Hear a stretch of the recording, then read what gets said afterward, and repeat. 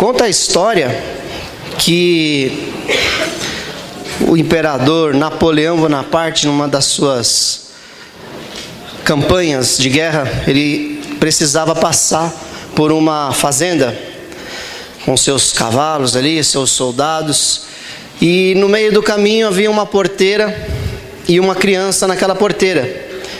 E aquela criança, com os braços cruzados ali, com a cara fechada, não se intimidou com aquele exército que vinha em sua direção e não saiu da porteira. E era um súdito, não sei qual é o nome que se dá ali para aquela, era do próprio reino ali de Napoleão, né? Não era um inimigo. E Napoleão mandou o cabo lá: tira essa criança daí que eu quero passar. E a criança não saía. E ele ficou furioso, desceu do seu cavalo e foi até a criança: você sabe quem eu sou? Sim, senhor, o senhor é Napoleão. E você não vai abrir? De jeito nenhum. Mas por que você não vai deixar a gente passar? O meu pai disse que ninguém passa por essa porteira. Ai de mim se eu desobedecer meu pai. Napoleão parou, olhou para o seu comandante e falou: me arrumem 1000 soldados como essa criança que eu conquistarei o mundo. Uma criança obediente ao seu pai. E a palavra obediência é uma palavra forte para nós, né? E inclusive nesse mês agora de junho, existem várias festas juninas aí pelo Brasil. É o mês que o Brasil comemora as festas juninas. E amados, não é uma questão de separação ou de discriminação. De forma alguma, nós não discriminamos ninguém, nós não temos nada contra ninguém, mas nós não somos ecumênicos, não há como ser ecumênico. O povo cristão, ele tem um estilo de vida diferente. Nós temos comportamento descrito na palavra de Deus pelo nosso Pai para obediência, que nos diferencia do restante da sociedade. E como nós não somos a maioria, por enquanto, no Brasil, isso nos faz sermos mal vistos em muitas situações. E às vezes ficamos em umas situações constrangedoras, como a desse garotinho no portão, na porteira. Ele não podia desobedecer o pai dele. E lá em Josué 24:15, né, pastora, futura pastora doutora Eliette, nossa, pastora doutora Eliette, doutora Eliette, irmã doutora Eliette, nossa, até perdi a linha aqui, peraí. O Josué 24:15, que o Senhor mudou a mensagem, está aqui na mensagem também. Eu creio que o Senhor queria falar isso conosco. Ele faz uma pergunta: a quem nós queremos servir? Então há necessidade de uma escolha. Então o caminho do Senhor, a Bíblia diz que ele é estreito, e é apertado o caminho que conduz à vida eterna. Primeiro, há uma luta interior nossa. Continuamente você briga com o seu eu interior. Você está sempre lutando contra as suas próprias vontades. E há uma luta também da pressão. Às vezes você nem quer fazer aquilo, mas você sofre uma pressão exterior para você fazer aquilo, né? Eu estendo aqui agora um pouco para ficar mais claro, porque a gente às vezes é mal entendido. Tem pessoas que trabalham em escolas aqui. Eu sei, Maria Atividade trabalha em escola, Leni muito tempo trabalhou em escola. Eu queria que você viesse aqui, Leni, me ajudasse nessa questão. Qual era a sua postura quando tinha festa junina na sua escola? Me ajuda aqui porque eu não quero errar essa parte. Ai, meu Senhor. Pegou mesmo. Bom, como... olha que bonitinho. Misericórdia, não, Senhor. Como funcionária, né, a gente tem que trabalhar. E nas escolas, principalmente escola municipal, não sei como é que funciona a escola estadual, mas eu acho que é o mesmo jeito. Mas principalmente nas escolas municipais, é o maior método de arrecadação de dinheiro que eles têm para sustentar a escola, porque infelizmente vocês sabem que governo não sustenta financeiramente, né? Então a maior arrecadação financeira da escola é através de festa junina, sem dúvida. E os professores são obrigados a trabalhar, considerado um dia letivo. A Vanessa sabe, quem trabalha em escola sabe disso, nós somos obrigados a trabalhar, inclusive praticamente o dia inteiro, que festa junina normalmente é das 8 às 5 da tarde e o professor é obrigado a trabalhar das 8 às 5 da tarde, como praticamente um escravo. E eu, como professora, tinha que trabalhar nesse dia, ir lá trabalhar. Eu sempre me dispunha a trabalhar lá, ia como funcionária, exemplar que sempre fui. Eu ia trabalhar, fazia meu papel de trabalho.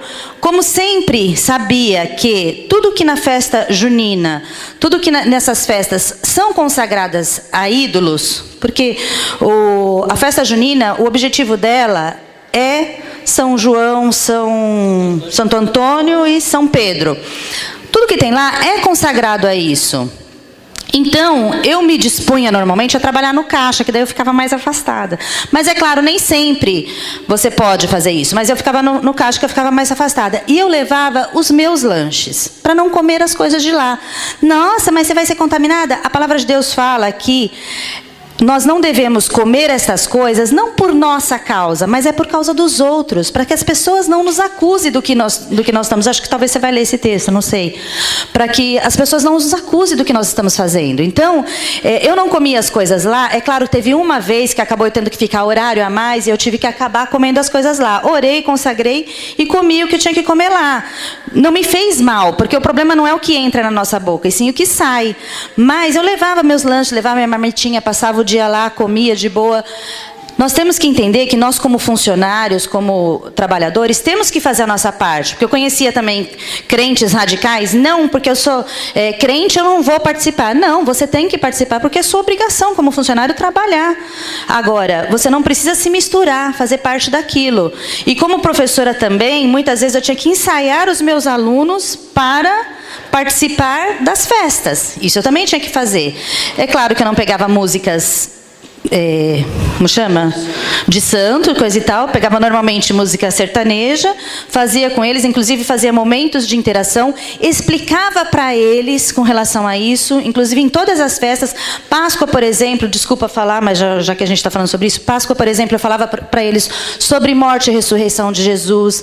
Natal, falava para eles qual era o sentido verdadeiro de Natal. Falava, inclusive, para eles mentira de Papai Noel. Fui atacada sobre isso, mas falava sobre isso, porque eu acho, gente, que se nós estamos dentro, se nós fomos colocados no nosso ambiente de trabalho, também é para ser luz neste lugar e levar a palavra do Senhor para lá, né? E eu lembro que a Páscoa sempre foi algo marcante nas escolas que eu trabalhei. Depois, quando puder, eu falo mais sobre isso, que a Páscoa sobre a morte e a ressurreição de Jesus sempre foi algo. Tem algo até que o pessoal ri de uma coisa do Tia Lili, lembra, Luca? Que os meninos falam.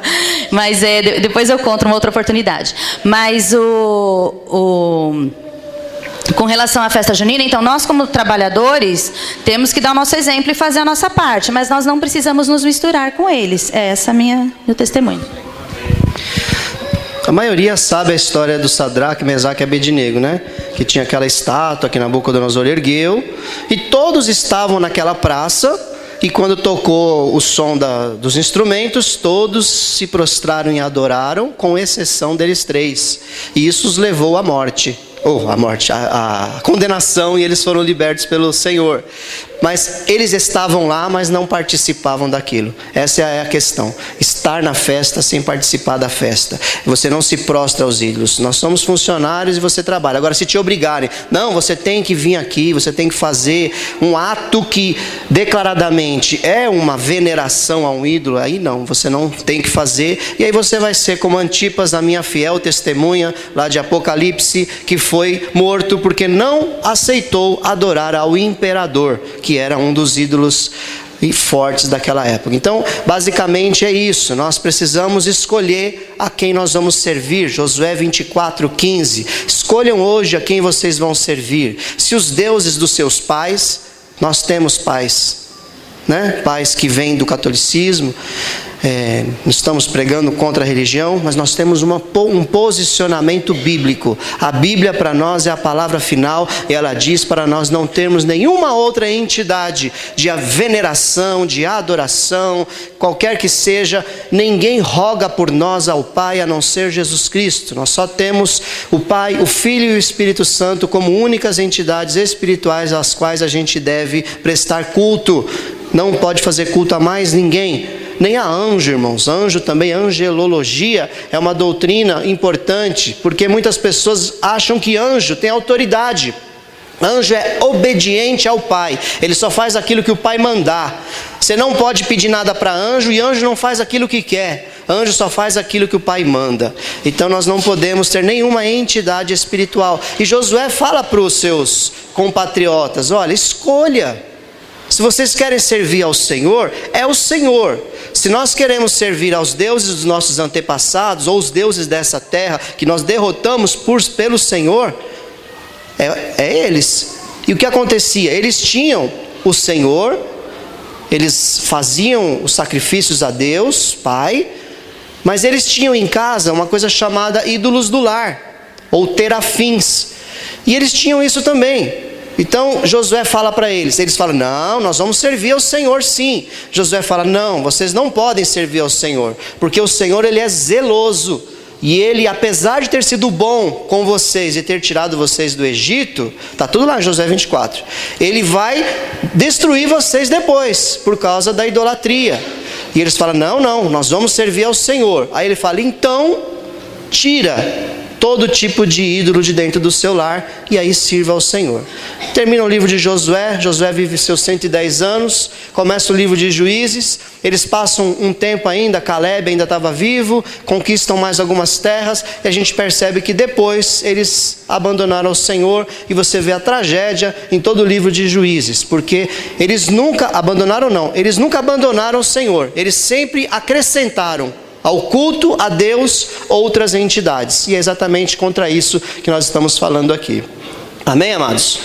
Então é isso. Teu filho não, apesar de o funcionário da escola trabalhar, o teu filho não tem que ir lá dançar, porque isso sim é algo que a gente tem direito, de liberdade de culto. O Brasil te dá essa liberdade. Meus filhos nunca participaram.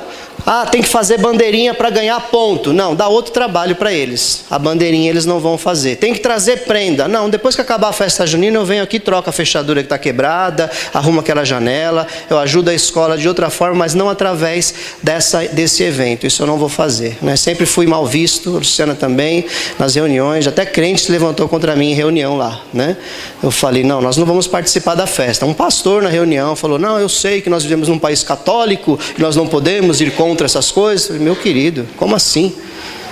Como assim? Meu filho não é obrigado a participar disso. Tem liberdade de culto. Então, vocês entendem que isso não é chatice, isso não é fanatismo, isso é obediência. Obediência ao Pai. O Senhor, ele fica triste, ele se entristece quando a gente participa de qualquer tipo de culto que não seja a Ele. E Ele se afasta de nós, porque aquela máxima que não está na Bíblia, mas que muitos pregadores, e eu também falo: se Deus não for o primeiro na nossa vida, Ele não será o segundo. Ele não será o segundo, Ele tem que ser o primeiro e o único na nossa vida. Amém? Amém. Glória a Deus.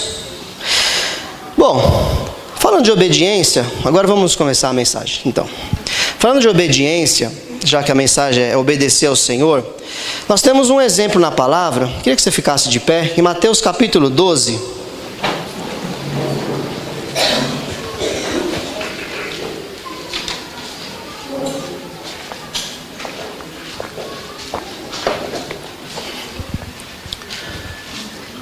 Pode deixar, pastor Mer, na palavra esse começo, tá? Acho que é legal o pessoal que não está aqui ouvir depois. Mateus 12, 39. Jesus cita um profeta do Antigo Testamento. Ele fala assim: ele respondeu: uma geração perversa e adúltera pede um sinal miraculoso, mas nenhum sinal lhe será dado, exceto o sinal do profeta Jonas. Pois assim como Jonas esteve 3 dias e 3 noites no ventre de um grande peixe, assim o Filho do Homem ficará 3 dias e 3 noites no coração da terra. Os homens de Nínive se levantarão no juízo com esta geração e a condenarão, pois eles se arrependeram com a pregação de Jonas. E agora está aqui o que é maior do que Jonas. Podem sentar. Jonas é um profeta do Antigo Testamento, que ele viveu ali cerca de 800 anos antes de Cristo, no século 8. Ele vivia no Reino do Norte, no Reino de Israel. Ele foi sucessor de Eliseu. E lá em 2 Reis, fala que ele era filho de Amitai, tal como tem aqui no livro de Jonas. Então Jonas, ele é um profeta confirmado na sua história, na sua origem, no livro de Reis. O seu livro é bastante difícil de engolir, assim como deve ter sido do grande peixe engolir o Jonas, né? Mas Jesus citou esse livro. E Jesus não conta isso como uma parábola. Jesus diz isso como um fato. Porque se fosse uma parábola, pensa comigo, se fosse apenas uma historinha para ilustrar algo, Jesus também seria uma historinha. Ele ter morrido e ficado na terra 3 dias. Porque ele se compara a Jonas, assim como ele fala. Ou seja, da mesma forma que Jonas esteve no ventre do grande peixe. Então, voltando um pouco aqui. Então, Jonas viveu nessa época, é um livro confirmado por Jesus, é um livro que historicamente tem registros, e Jesus traz 3 afirmativas fortes. Primeiro, Jonas é um tipo ou uma figura de Jesus. Então é um personagem importante para nós olharmos. Ele fala a respeito da cidade de Nínive, que é uma cidade que se converte com a pregação de Jonas e vai condenar aquela geração incrédula que, apesar de ter visto os milagres, ela não obedeceu a Jesus. E já falei que ele veio, após Eliseu, no século 8 a.C. Como é a história desse profeta? Vamos falar um pouquinho desse livro? Abre aí no livro de Jonas, deixa aberto aí. Eu não vou ler o livro não. Dava até para ler o livro todo, porque ele é pequenininho. Quero ver você achar Jonas aí na Bíblia, de papel.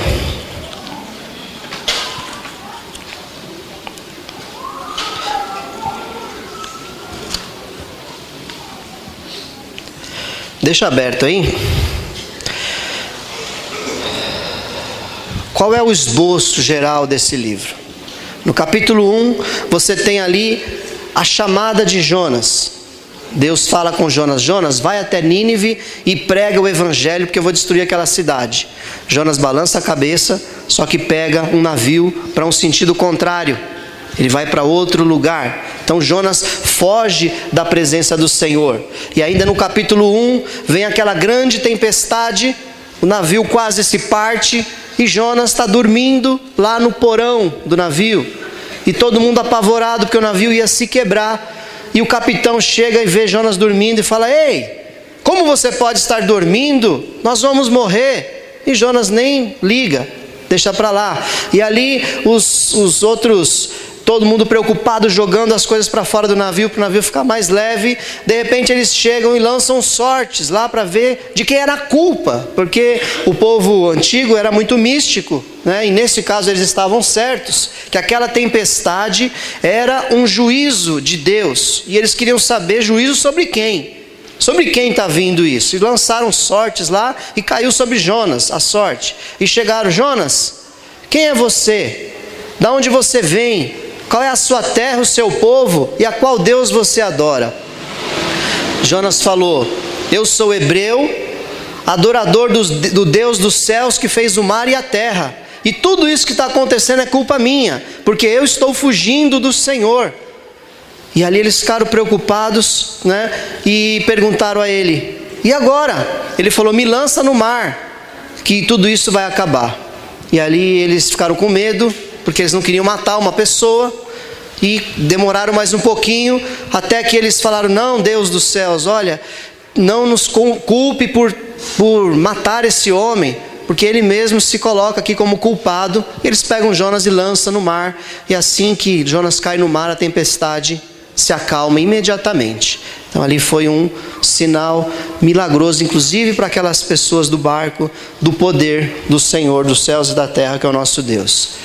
No capítulo 2, Jonas cai na água e um grande peixe, que não é uma baleia, é um grande peixe, engole Jonas.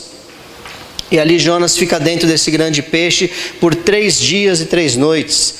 E ali dentro do grande peixe ele ora a Deus. Ele faz uma oração poética, como se fosse um salmo, né? Dentro do peixe, Jonas ora ao Senhor e fala: em meu desespero clamei ao Senhor e Ele me respondeu. Do ventre da morte gritei por socorro e ouviste o meu clamor. Jogaste-me nas profundezas, no coração dos mares. Correntezas formavam um turbilhão ao meu redor. Todas as tuas ondas e vagas passaram sobre mim. Eu disse: fui expulso da tua presença, contudo olharei de novo para o teu santo templo. Aqui ele já declara uma palavra de fé, né? Apesar disso, eu sei que eu vou ver de novo o teu templo. As águas agitadas me envolveram, o abismo me cercou, as algas marinhas se enrolaram em minha cabeça. Afundei até chegar aos fundamentos dos montes, a terra embaixo cujas trancas me aprisionaram para sempre. Mas tu trouxeste a minha vida de volta da sepultura, ó Senhor meu Deus. Porque provavelmente Jonas, na hora que o grande peixe engole ele percebe que ele não morre. E ele está dentro do peixe, ele navegando pelo peixe e não morre. Então ele percebe: Deus está me poupando aqui, né? E ele fala: Deus me trouxe de novo à vida. Quando a minha vida já se apagava, eu me lembrei de ti, Senhor, e a minha oração subiu a ti, ao teu santo templo. Então quando ele estava perdendo as forças, ele lembra de Deus e começa a orar ali dentro daquele grande peixe. Aqueles que acreditam em ídolos inúteis desprezam a misericórdia, mas eu, com um cântico de gratidão, oferecerei sacrifício a ti. O que eu prometi, cumprirei totalmente. Aqui Jonas agora fala a palavra-chave: vou obedecer, Senhor. A salvação vem do Senhor. E o Senhor deu ordens ao peixe e ele vomitou Jonas em terra firme. Então, a partir do arrependimento que ele teve, ele foi então expelido ali do peixe, e ele não caiu diretamente em Nínive. Ele foi expelido em terra firme. A gente fala que ele foi para Nínive de peixe. Não, ele caiu em terra firme. E no capítulo 3 você vê que Deus agora, pela sua misericórdia, a palavra veio segunda vez a Jonas: vá à grande cidade de Nínive. Agora ele vai à grande cidade de Nínive pela segunda vez. Aqui tem algo importante também nesse capítulo 3. Nem todo mundo tem essa oportunidade. Porque, olha só, Moisés, ele errou uma vez só. Deus falou: fala com a pedra que vai sair água. Moisés foi lá e bateu com ira na pedra para tirar água para o povo. E Deus falou: porque você me afrontou, me desobedeceu, você não vai entrar na terra prometida. Mas olha só, Jonas, sei lá, na minha opinião aqui, né, fez um negócio muito mais sério. Uma desobediência assim, clara para Deus, e correu fugindo de Deus. E Deus deu uma chance. Podia levantar outro profeta ou não podia, irmãos? Podia, mas ele escolheu Jonas e falou pela segunda vez: Jonas, vai lá agora e prega na cidade de Nínive, né? Irmãos, a gente às vezes diminui as coisas e acha que Jonas foi muito mal, que ele foi um cara muito fraco. Quem sabe a história da Síria, do país de Nínive, se coloca no lugar de Jonas. Era um país, o país mais malvado, mais cruel que tinha naquela época. Eles não apenas conquistavam os povos, mas eles faziam escalpos, arrancavam a pele do peito das pessoas, deixavam elas vivas penduradas na entrada da cidade. Na entrada da cidade tinha vários escalpos de pessoas penduradas, dizendo: assim será com todo aquele que se levantar contra esse povo. Eles não somente transformavam as pessoas em escravos, mas eles faziam torturas terríveis. Eles eram um povo muito mau e eram inimigos de Israel. Então seria muito bom se esse povo fosse destruído da terra. Quando Deus fala para Jonas: eu vou destruir esse povo, Jonas fala: obrigado, está me fazendo um favor, vou embora. E fugiu. É melhor que esse povo desapareça mesmo da terra, Deus. Não vou ser eu que vou atrapalhar. que ele seja destruído, e fugiu. Então, era difícil para Jonas, como para nós, muitas vezes é difícil você pregar em algumas situações. Há um espírito de autojustiça, e Jonas, quando ora aqui, ó, ele dá uma dica aqui, ó. Quer ver? E ele pensava dessa forma. Aqui, ó, versículo 8 do capítulo 2: aqueles que acreditam em ídolos inúteis desprezam a misericórdia. Deus é Deus de misericórdia. E Jonas não estava tendo misericórdia. Nessa oração, ele se coloca na mesma condição daqueles que acreditam nos ídolos, que não podem fazer nada. Ele não queria que aquele povo fosse salvo, e com isso ele desobedece a Deus. Privilégio que esse homem teve. No capítulo 4, o que acontece? Então no capítulo 3, Jonas vai lá e prega. Fala para eles: olha, vai cair fogo do céu aí, e a cidade vai ser destruída. E o rei e todos ouviram aquela mensagem e ficaram muito abalados com aquilo e creram. A cidade todas creu, 120 mil habitantes. O rei deu uma ordem, um decreto, e falou: ninguém come, ninguém bebe, nem os animais. Nós vamos fazer jejum. O país está em jejum para ver se Deus tem a misericórdia de nós e não nos destrói. Passaram-se os 40 dias e Jonas lá ficou sentado lá num lugar à distância, só olhando, esperando vir a destruição sobre Nínive. E nada aconteceu. A cidade não foi destruída porque eles se arrependeram. Olha só, no capítulo 4, Jonas, porém, ficou profundamente descontente com isso e enfureceu-se. Já pensou? Cadê a misericórdia? 120 mil pessoas se converteram numa pregação do profeta. Ele deveria ter ficado feliz, mas ele ficou furioso, porque o povo não foi destruído. E aqui eu quero trazer o tema da mensagem de hoje, agora. No versículo 11, olha como termina o livro de Jonas, do capítulo 4. Contudo, deixa eu ler para entender melhor, né? Versículo 10. O Senhor lhe disse... Melhor eu explicar primeiro.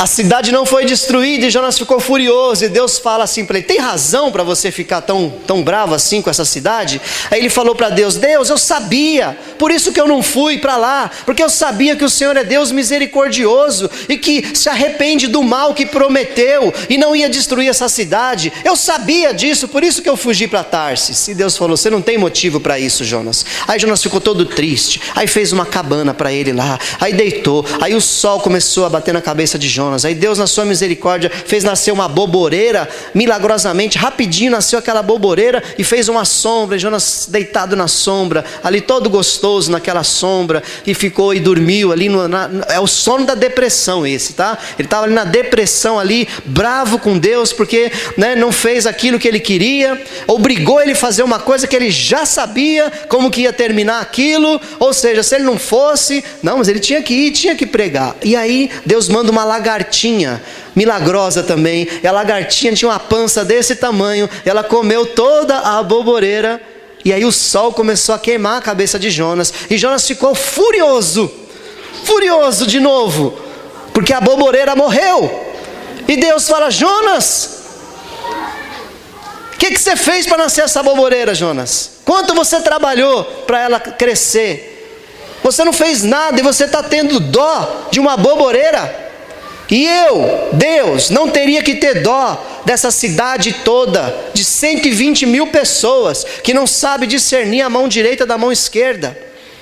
Não teria eu que ter dó dessa cidade, Jonas? Então Deus fez uma milagrosa parábola realística ali com Jonas, de nascer a boboreira e ela morrer, e ele ficar com dó da boboreira, para ver quanto ele valorizava errado as coisas. E aí Deus fala no versículo 10: você tem pena dessa planta, embora não a tenha podado, nem a tenha feito crescer. Ela nasceu numa noite, e numa noite morreu. Contudo, Nínive tem mais de 120 mil pessoas que não sabem nem distinguir a mão direita da esquerda, além de muitos rebanhos. Não deveria eu ter pena dessa grande cidade? E o livro termina. Quando eu leio isso, eu fico pensando, o que aconteceu com Jonas? Qual o fim da história de Jonas? Jonas, para mim, me parece um profeta sem história, sem fim. A desobediência de Jonas, ela tirou o destino. Então o tema da mensagem é: obediência te dá um destino. Obedecer te leva a um lugar de conclusões. Você conclui as coisas. E eu vejo na palavra do Senhor, Jesus, no capítulo 17 do Evangelho de João, ele fala: Pai, chegou a hora. Eu cumpri a obra que o Senhor me deu para realizar. Me glorifica agora com a glória que eu tinha contigo desde o princípio. Todos os que o Senhor me deu, nenhum se perdeu, a não ser o filho da perdição. Me glorifica agora com a glória que eu tinha desde o princípio. Jesus foi obediente até o fim e Deus lhe deu um fim glorioso, um nome que é sobre todo nome. Apóstolo Paulo: combati o bom combate, acabei a carreira, guardei a fé. Um homem obediente, que mesmo com perseguições, com lutas, os próprios irmãos dele, assim como os de Jesus, o perseguiam, mas ele foi até o fim. O pastor pregou sobre Jó um dia, na sua última pregação. Olha que lindo o final da história de Jó. Jó viveu 140 anos. Viveu e viu os netos dos seus netos. Teve uma vida longa e próspera, porque foi obediente ao Senhor. Não se irou no momento da luta, da dificuldade. Então, nós temos uma garantia do Senhor. A obediência, ela te dá um destino. Obedeça ao Senhor. Não pare no meio do caminho. Porque Deus é um Deus de amor. E Ele quer nos usar para nós levarmos esse amor para as pessoas. E através do nosso serviço, da nossa perseverança na obra do Senhor, é que nós vamos conseguir manifestar, mesmo para as pessoas que não merecem. Porque fala aí, quem merece, levanta a mão. Quem merece? Ninguém merece. Éramos inimigos de Deus, e Ele pelo seu amor nos resgatou. O livro de Jonas não fala de Jonas. O livro de Jonas não fala de Nínive. O livro de Jonas trata do amor de Deus, da misericórdia do Senhor. Nesse tumulto que Jonas fez, nos traz o ensinamento da importância da obediência, de nós irmos até o fim. Ao te ouvir, eu decidi te obedecer.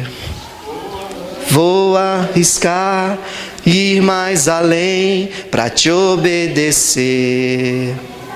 Se eu perder o meu chão, as suas asas me levam pro alto. Minha legenda. O meu coração, a tua glória, Senhor. Amém. Quer ver milagre? Obedeça. O milagre que Jonas queria ver era fogo caindo do céu e consumindo todo mundo.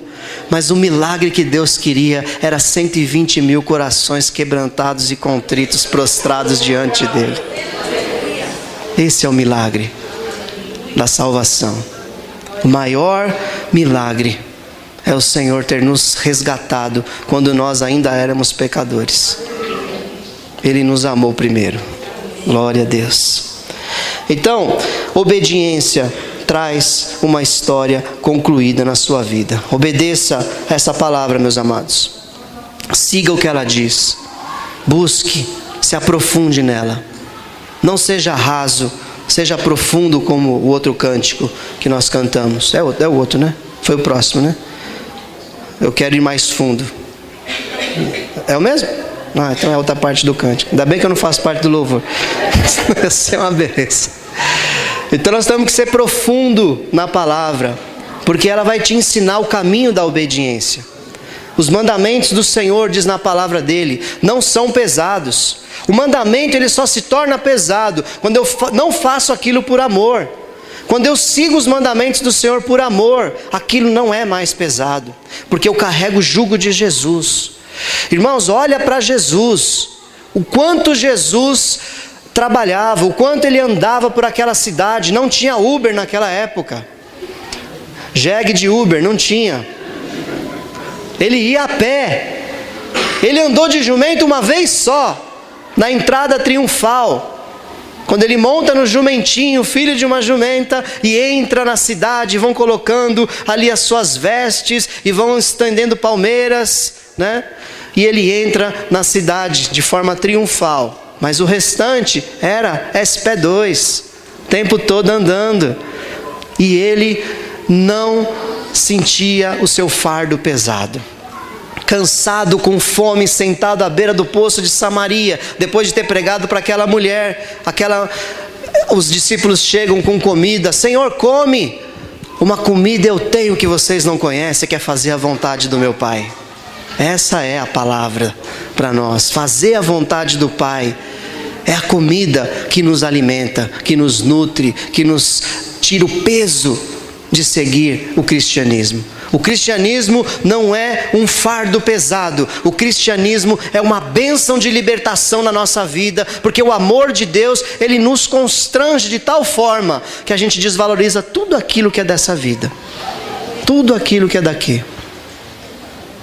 E a paz de Deus, que excede todo entendimento, vai transformar nossa mente e o nosso coração. E nós vamos enxergar as coisas de outro modo. Amém? Que o Senhor dê um destino na tua vida. Através da obediência à palavra dEle. Amém? Vou chamar o ministério de louvor enquanto eu quero orar por você. Se quiser repetir o da obediência, vocês fiquem à vontade. Eu queria que você fechasse os seus olhos hoje. Não se disperse. Analise agora quanto você realmente compreende e aceita a palavra do Senhor.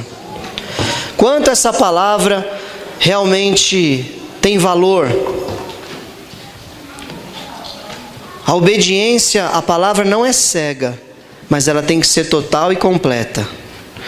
O Senhor, Ele te orienta através do Espírito Santo de como viver essa palavra, de como obedecer ao que ela diz, de entender princípios de honra, de entender princípios de obediência, de entender princípios de submissão a Deus, de entender princípio de submissão às autoridades.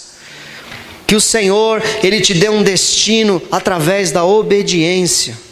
Que Ele fale contigo do que você tem fugido, como Jonas fugiu do seu propósito, do que você tem fugido. Nessa manhã, que o Senhor te ajude e te dê a segunda chance também, e te leve a pregar, através da sua vida, aquilo que Deus fez, o seu grande amor por nós. Pai, venha, Senhor, agora a cada coração, constrangendo, ó Deus, ao entendimento que o maior de todos os princípios é a obediência. Amar ao Senhor acima de todas as coisas é uma ordem que o Senhor nos deu. E amar ao nosso próximo como a nós mesmos, Pai. Nos ajuda, Senhor, a viver essa palavra, e todo o restante, com certeza, será muito mais leve, em nome de Jesus. Vamos adorar ao Senhor.